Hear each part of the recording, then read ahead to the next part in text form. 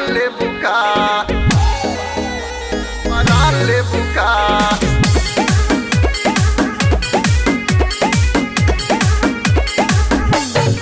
Music by Shailesh Kumar.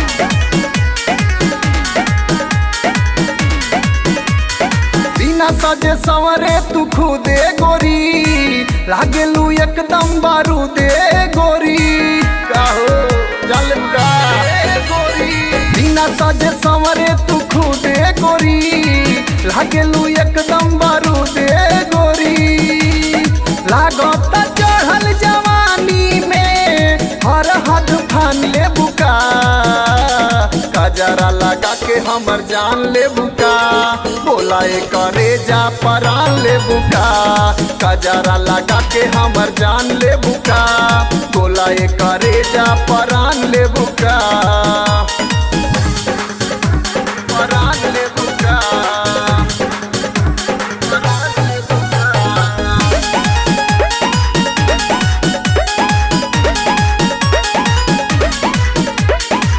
बिना बिंदी के बिना बाली के लागेलुआ हमर पाली हो। तू बाड़ू हमर फूल के बगिया, हम बानी तो हर माली हो, हम बानी तो हर माली हो। बिना बिंदी के बिना बाली के लागेलुआ हमर पाली हो। तू बाड़ू हमर फूल के बगिया, हम बानी तो हर माली हो। मांगतानी एगो किसे करे जा, बोला बिहान दे बुका, कजरा लगा के हमर जान ले बुका, बोला करे जा परान ले बुका। कजरा लगा के हमर जान ले बुका, बोला करे जा परान ले बुका, परान ले बुका, परान ले बुका।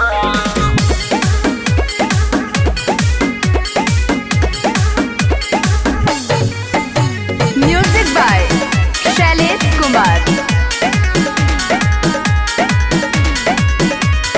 कुछ हम कहती ये जाने मन हो, तू कुछ कह तू हो।